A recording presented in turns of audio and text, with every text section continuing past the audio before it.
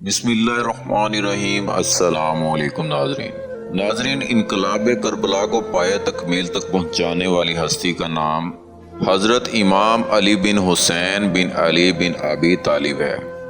آپ کی ولادت مبارک مدینہ منورہ میں 38 ہجری میں ہوئی۔ آپ کے والد ماجد سیدنا امام حسین علیہ السلام نے اپنے والد گرامی شیر خدا حضرت علی المرتضیٰ سے بے پناہ محبت کے باعث اپنے تمام بیٹوں کا نام علی ہی رکھا۔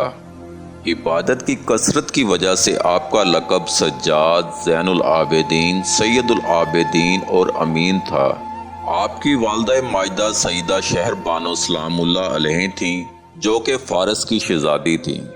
2 سال تک حضرت امام زین العابدین نے اپنے دادا شیر خدا حضرت علی کی گود میں پرورش پائی۔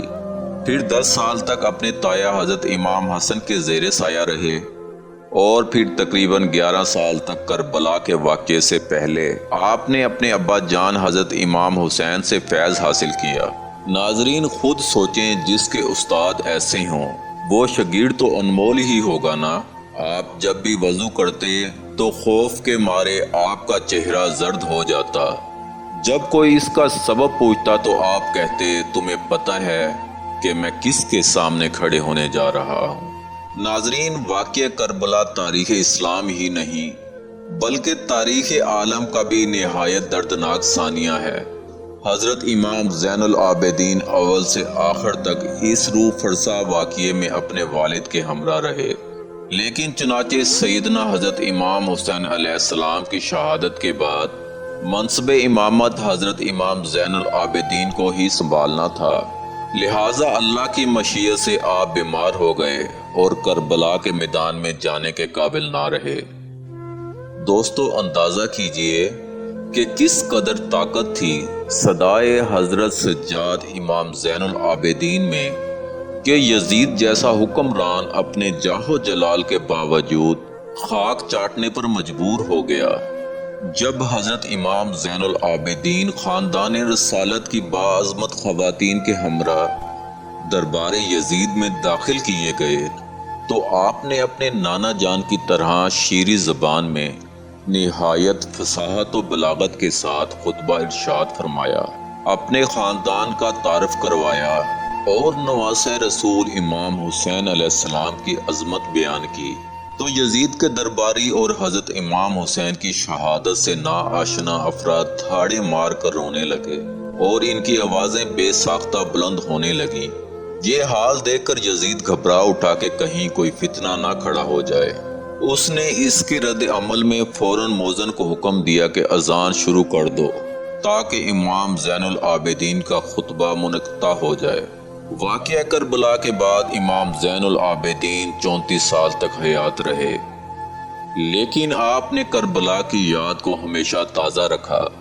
آپ جب بھی پانی پیتے تو اپنے والد گرام کو یاد کرتے اور بہت دیر تک آنسو بہاتے رہتے۔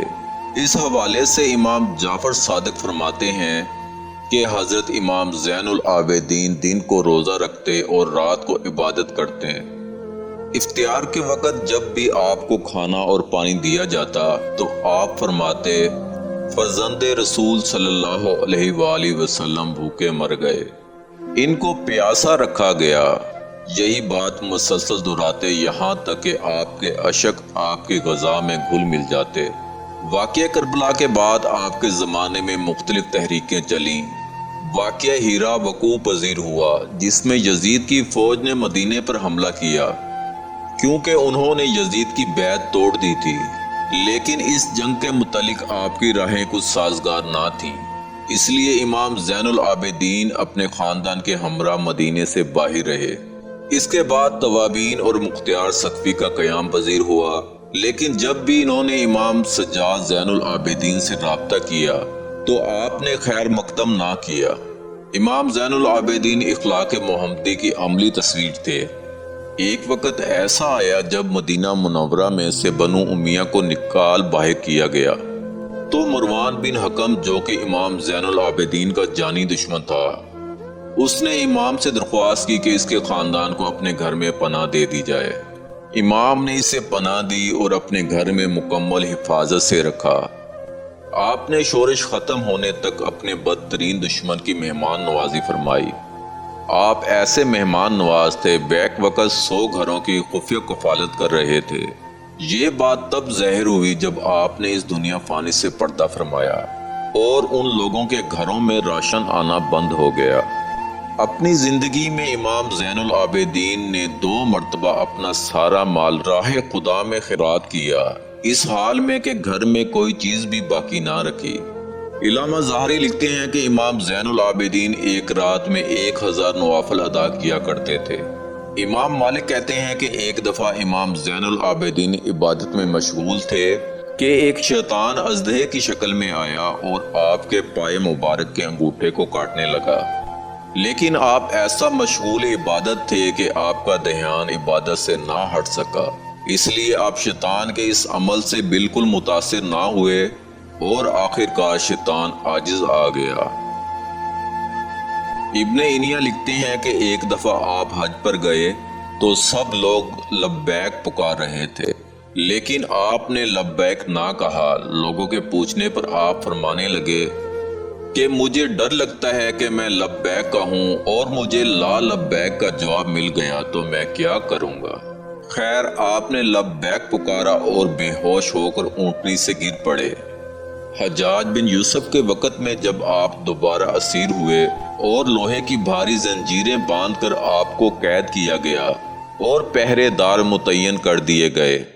امام ظاہری فرماتے ہیں کہ میں جب امام زین العابدین کو قید میں ملنے گیا تو میں آپ کو دیکھ کر رو پڑا، کہنے لگا کہ میری تمنا یہ ہے کہ میں آپ کی جگہ ہوتا اور یہ مصائب میں برداشت کرتا۔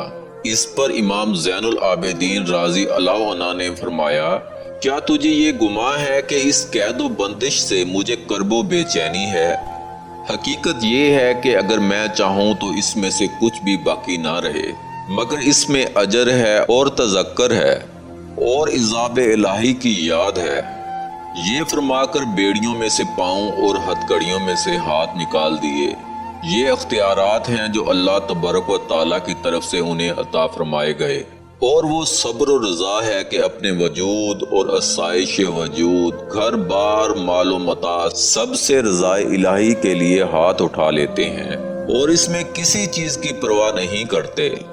امام زین العابدین اگرچہ گوشہ نشینی کی زندگی بسر کر رہے تھے، لیکن آپ کی روحانی اقتدار کی وجہ سے بادشاہ وقت نے آپ کو قید بند کرنے کے بعد زہر دینے کا پروگرام بنایا۔ چنانچہ اندلس، سندھ اور وسط ایشیا علاقے فتح کرنے والے ولید بن عبد الملک نے 58 برس کی عمر میں جناب امام زین العابدین کو زہر دے دیا، جس کی وجہ سے آپ نے 25 محرم الحرم 95 ہجری میں جام شہادت نوش کیا۔ آپ کی نماز جنازہ آپ کے بیٹے امام محمد باقر نے ادا کی اور آپ کو جنت البقیہ میں آپ کے تایا جان حضرت امام حسن اور دادی جان حضرت بی بی فاطمہ سلام اللہ علیہ کے پہلو میں دفن کر دیا گیا۔ دوستو، اسی کے ساتھ مجھے اجازت دیں۔ اللہ پاک ہم سب کا حامی و ناصر ہو۔ اللہ حافظ۔